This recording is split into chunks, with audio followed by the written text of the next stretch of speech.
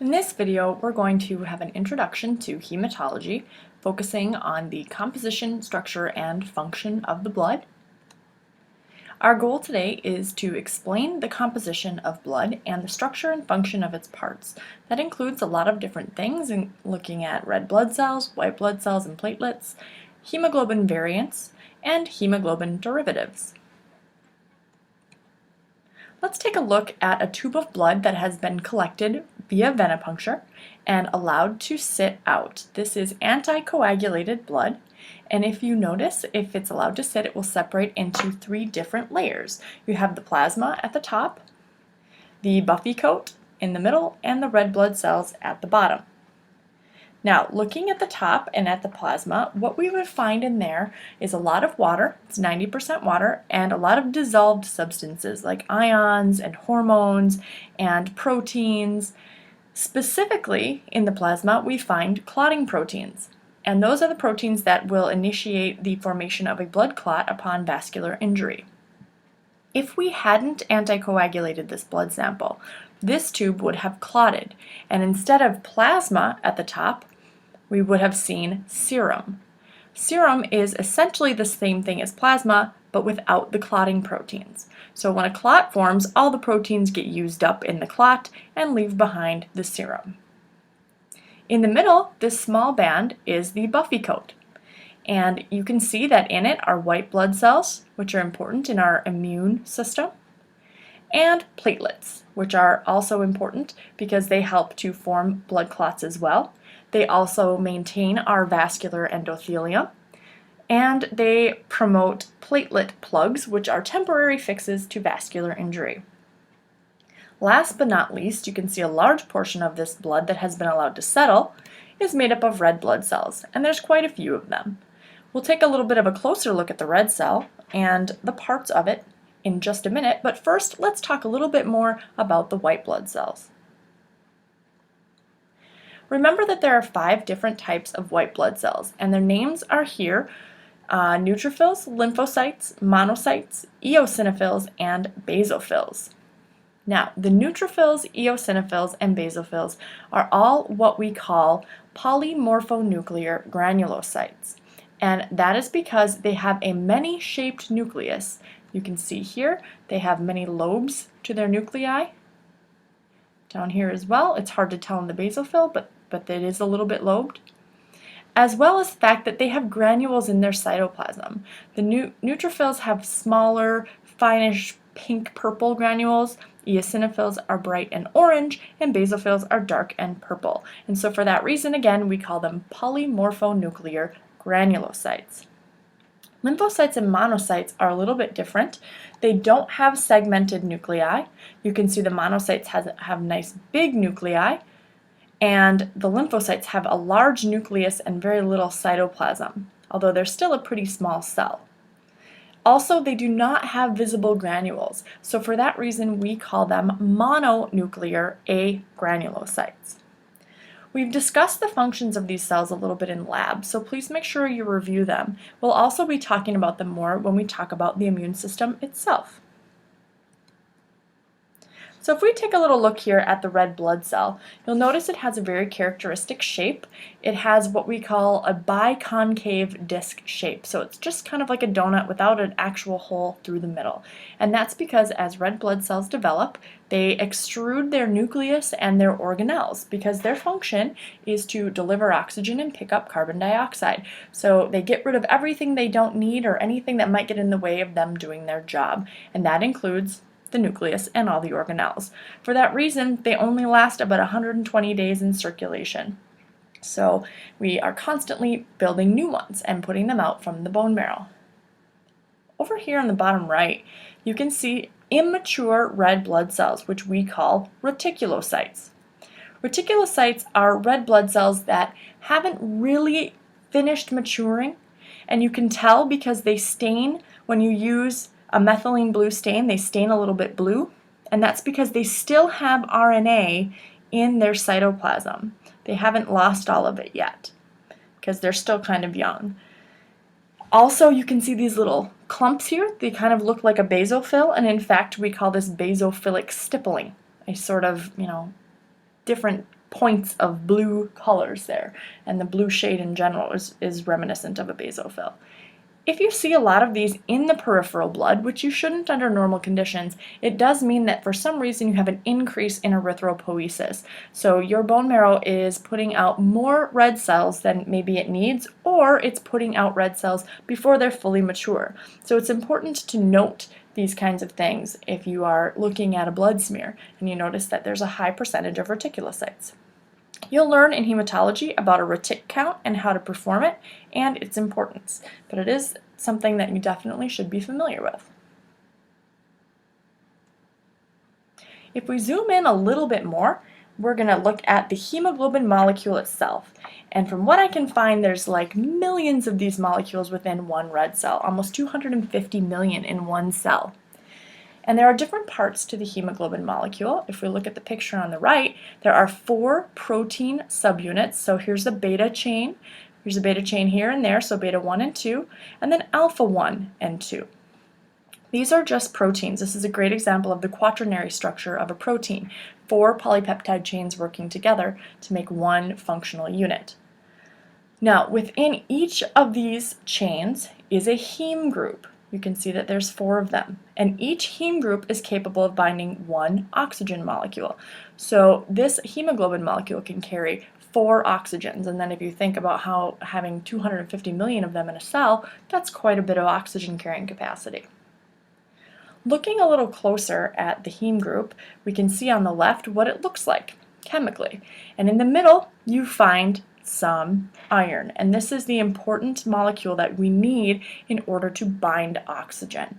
And you'll see this other part, this structural ring, that's the porphyrin ring that we've talked about in the bilirubin urobilinogen pathway. This is the thing we're trying to excrete when we produce bilirubin as well as urobilinogen. So here's the globin, which we recycle when this red cell is broken down after 120 days. And then the iron gets recycled as well, but this ring is what becomes the bilirubin and eventually the urobilinogen. So it's pretty important that we understand its structure and what it does. Now there are a couple different types of hemoglobin. Not all hemoglobin is the same. Some of it works just fine, but it might have a little bit of a change. Some of it, you have one change and it causes a big problem. Hemoglobin A is the normal hemoglobin that we have circulating as adults in our body. It has 2 alpha and 2 beta chains, as you saw on the picture just before. There's also a subtype known as hemoglobin A2, and it is also normal. You will find it in normal adult circulation. The only difference is that instead of 2 beta chains, you have 2 delta chains, which are almost the same, but a little bit different. Nothing big, no pathological significance. Hemoglobin F stands for fetal hemoglobin, and this is the type of hemoglobin that a developing fetus would have and obviously a newborn would have for some time. The difference between hemoglobin F and hemoglobin A is that hemoglobin F can bind oxygen with a greater affinity than that of hemoglobin A. And so this allows the fetus to get the oxygen from the placenta, from the mother's circulation, and survive while developing. So it's a pretty crucial function that this thing has. You're probably familiar with hemoglobin S. This is the variant of hemoglobin that causes sickle cell anemia. And it is a classic example of how one point mutation, a change in one nucleotide, can cause one amino acid to change and can have some pretty deleterious effects on the organism who's got this condition. What'll happen is the hemoglobin S molecule, under certain circumstances, will cause a misshaping of the cell membrane of the red cell. And I'll show you a picture on the next slide, but they look like a sickle. They're very sharp and pointy. And because of that, these cells break down more easily. So patients who have sickle cell hemoglobin tend to be anemic, hence sickle cell anemia. As well as these little pieces of cells, or these little cells, can get lodged into your small capillaries and be very painful, as well as cause some serious tissue damage. So we tend to see this at the African American population, and it is also related to our next variant, which is hemoglobin C. Also, you could consider this target cell hemoglobin, although I don't know if that's the technical name for it. But this is another type of hemoglobin that also results from a single point mutation. However, it is not necessarily pathological. People can have hemoglobin C and hemoglobin A, one copy of each gene from a parent, and be totally asymptomatic. It's not an issue. If you looked at this blood smear, you might see target cells, which you'll see look like the target symbol, actually. But oftentimes you'll see people who have sickle cell anemia have one copy of the hemoglobin S gene and one of hemoglobin C. And in fact, having that hemoglobin C gene kind of appears to make the sickle cell anemia not quite as severe, although they are susceptible to their own hosts of issues. It's a little bit different. But it's something that's often seen, not usually problematic, very mild symptoms. Lastly, we have the hemoglobin A1C variant, and this is called glycated or glycosylated hemoglobin. And this is actually something we use in the lab when we are monitoring the status of a diabetic patient. If the blood sugar is really high, the plasma blood glucose is very high, part of that glucose will actually attach itself to hemoglobin, and we can measure that. And based on how much of our hemoglobin has been glycated, or how much hemoglobin A1C we have, we can judge the severity of the status of our diabetic patient, how much sugar is circulating through their system. So it's important in lab tests and very routinely used for those patients who are diabetic. This slide just shows you what cells with hemoglobin S and cells with hemoglobin C look like. As you can see, hemoglobin S has that sharp sickle shape, and hemoglobin C will form target cells that look like the target symbol. Now, hemoglobin its function is to carry oxygen.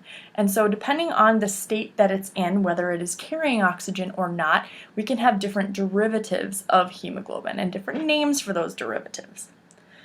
The first one is pretty obvious. We have oxyhemoglobin and deoxyhemoglobin.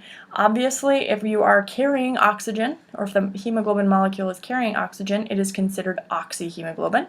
And if it is not, it is deoxyhemoglobin. It's that straightforward. Carbaminohemoglobin is a hemoglobin molecule that is carrying carbon dioxide.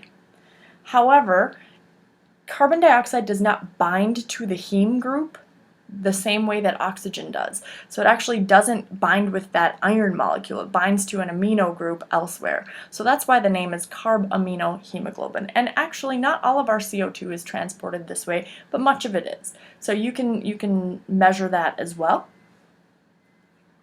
Carboxyhemoglobin is hemoglobin that has bound to carbon monoxide, which is pretty dangerous because carbon monoxide has a very high affinity for hemoglobin and it binds very tightly. In fact, it could knock an oxygen molecule off of a hemoglobin molecule and take its place, which is why people can very easily die from carbon monoxide poisoning. It's actually 200 times greater or tighter binding than oxygen. You will see high levels of carboxyhemoglobin in patients who have been exposed to carbon monoxide and also in smokers because they are exposed to carbon monoxide through smoking.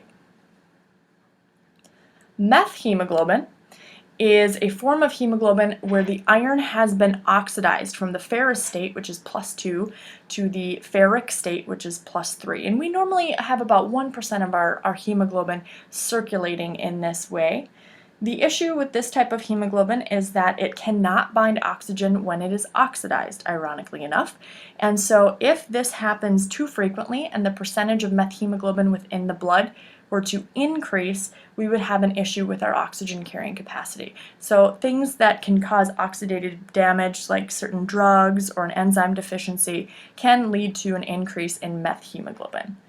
Now, the good thing about both carboxyhemoglobin and methemoglobin is that we can reverse them. It's not easy, but we can reverse it so that they can, again, carry oxygen. We just have to catch it in time and not let it progress too strongly. The last form of hemoglobin, cyanmethemoglobin, is actually a form that we use in the lab, and we'll talk a little bit more about the procedure that we use it for, but we essentially bind hemoglobin to cyanide. And instead of being called hemoglobin, we call it hemoglobin. So over here, this HICN is hemoglobin cyanide. And when we do this, we can measure how much of this we have formed in our blood sample and figure out, okay, well, how much hemoglobin is there based on how much cyan met hemoglobin we can measure. So we'll talk a little bit more about that in the next presentation. It's just another form or variant or derivative, excuse me, of hemoglobin I'd like you to be familiar with. So as I said in the beginning, the goal was to explain the composition of blood and the structure and function of its parts. If you are at all confused, you can watch this video again, or we will discuss it in class. Once you're done, please make sure you watch the next video, which will be looking at specific laboratory tests dealing with hematology. Thanks.